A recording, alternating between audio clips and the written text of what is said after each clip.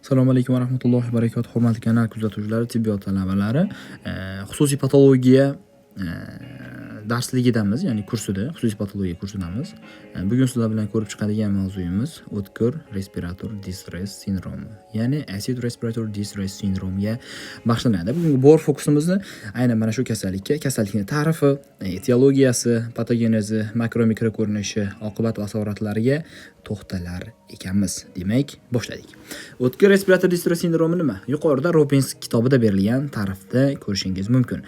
Yana bir qo'shimcha eslatib o'tadigan ma'lumotim, bizning kitobimiz aynan ko'rib turgan Fundamentals of Pathology kitobiylar aynan ma'lum bir bitta kitobdan to'g'ridan-to'g'ri perevod qilingan kitob emas. Ya'ni 100% aynan bitta kitobda shundaycha perevod qilib qo'ymaganmiz. Bu kitobni yozayotganda biz chet el adabiyotlaridan 5 xil turdagi patologik anatomiyadan, patofiziologiyadan kitoblardan foydalanganmiz. Undan tashqari rus adabiyotlari va o'zimizdagi o'sha hamma ko'pchilik talaba bilgan Abdulla Xo'jayeva, undan tashqari o'zbek tilida yozilgan tibbiy patologiya kitoblaridan foydalanib, mavzuni birinchi o'zimiz qo'lda konspektlashtirganmiz, ma'lumotlarni umumiylashtirganmiz va shu tarzda sizning tushunishingiz oson bo'lishligi uchun kerakli ma'lumotlarni berishga harakat qilganmiz.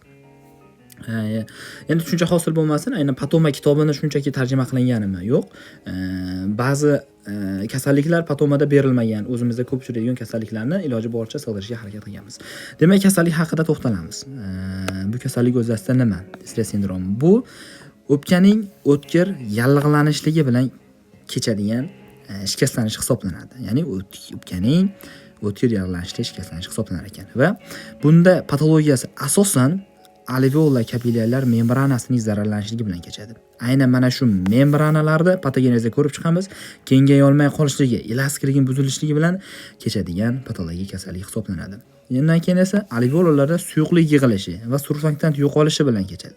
Natijada og'ir gipoksemiya, nafas yetishmovchiligi yuzaga keladigan kasallik hisoblanar ekan. Demak, umumiy hisobda mana shu ta'rifni berar ekanmiz.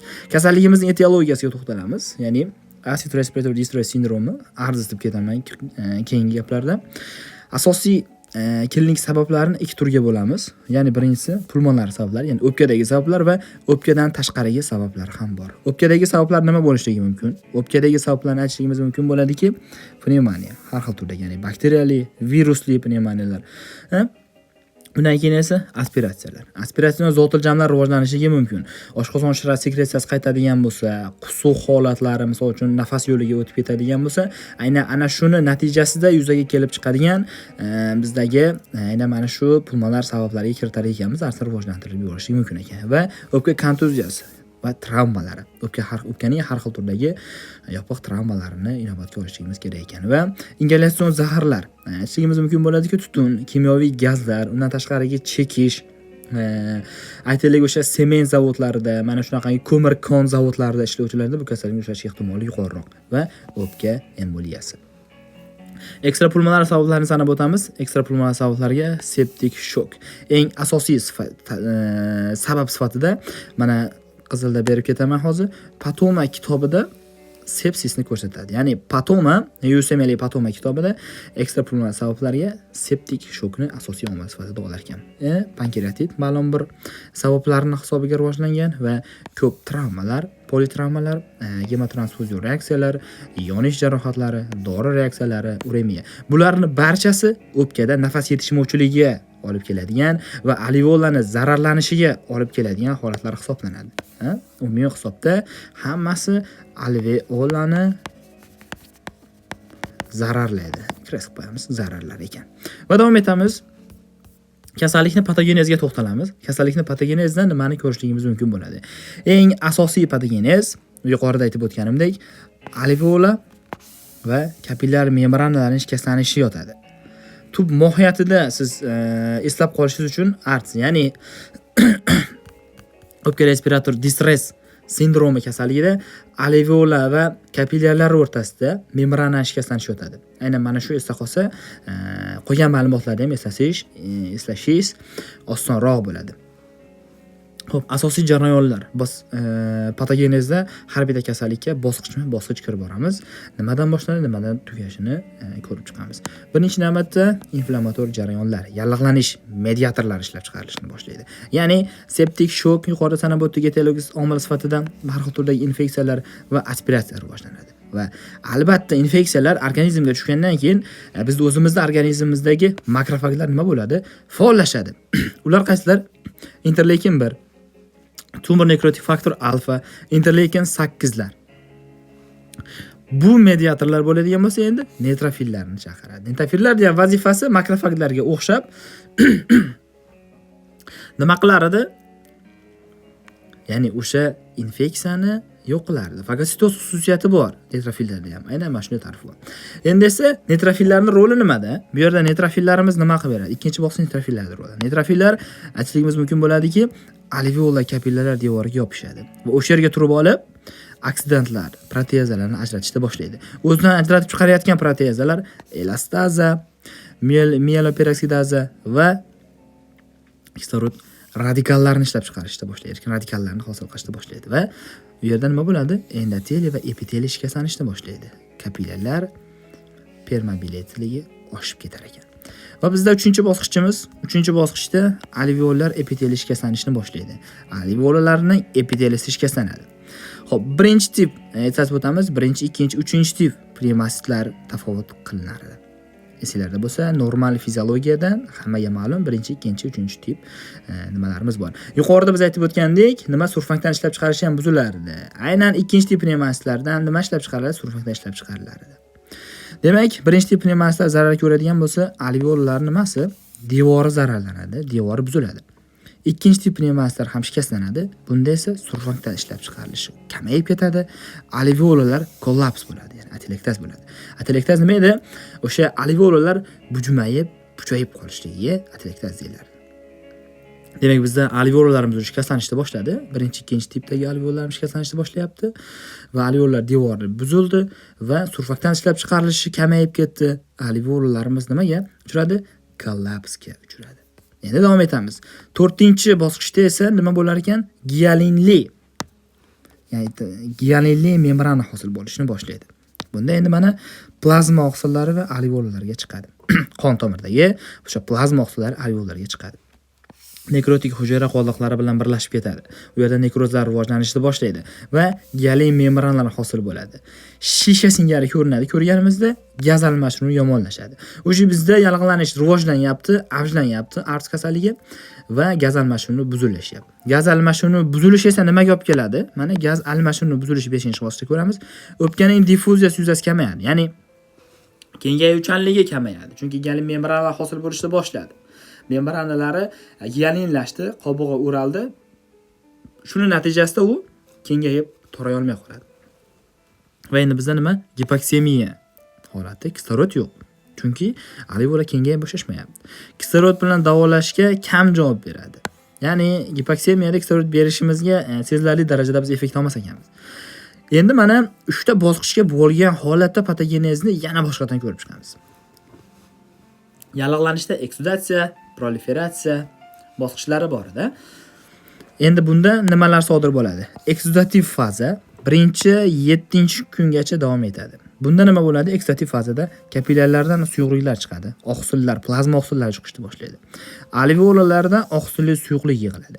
Alveolarning ichida suyuqlik ko'p miqdorda o'tib ketadi. Ya'ni tomir o'tkazuvchanlik kapillarlarda ortib ketyapti yallig'lanish bo'lganligi sababli va alveolarlarda oqsilli suyuqliklar aniqlanyapti va gialin membranalari hosil bo'ldi. Bizdagi alveolada gialinlashdi. Ikkinchi bosqichimizda proliferativ fazada 1-3 haftani tashkil qiladi. Bunda ikkinchi tip pnevmasitlar ko'payadi. Fibroblastlar ko'payadi. Qisman tuzalish boshlanadi. Va endi 3-bosqichda fibrotik fazada fibroz rivojlanadi. Qisman yaxshilandi-da va undan keyin fibroz rivojlandi.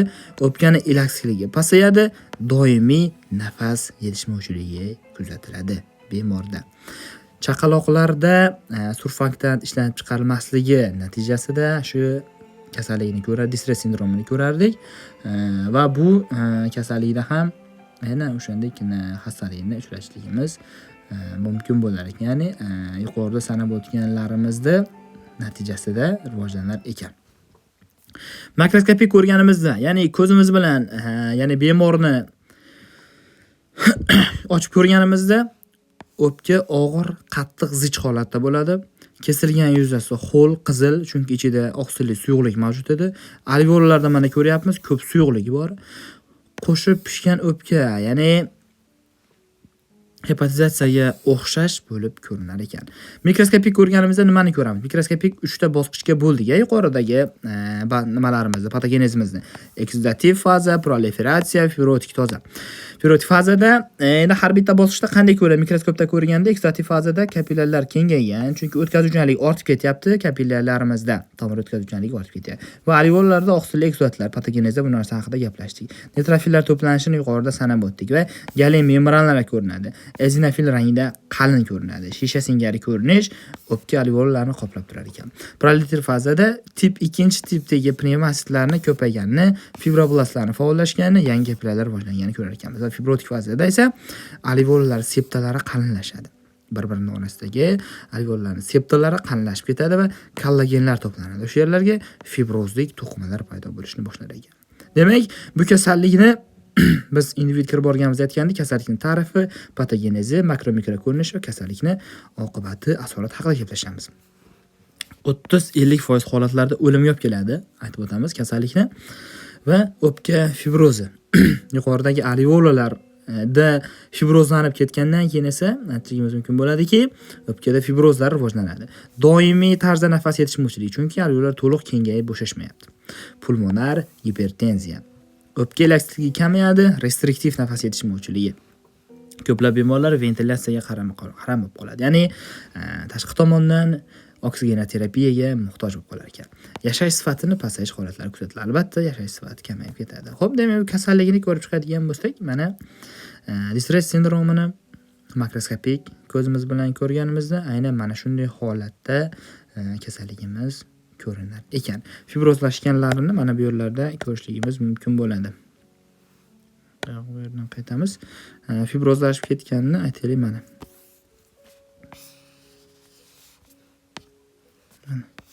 Oxirida fibrozlanib ketganliklarini mana shulardan ko'rishligimiz mumkin bo'ladi va bu kasallikni X-ray, ya'ni rentgen tasvirida quyidagicha ko'rinar ekan. Xo'p, demak do'stlar, bugungi gaplashib chiqadigan kasalligimiz aynan mana shu edi. O'tkir respirator distress sindromini ko'rib chiqdik. Keyingi darslarimizda ham nafas tizimiga oid darslarni ko'rib chiqamiz. Har bitta kasallik uchun alohida individual video darsliklar tayyorlanyapti va shu YouTube sahifamizga va Telegramdagi yopiq guruhimizga bu kasallik haqida tashlab beramiz.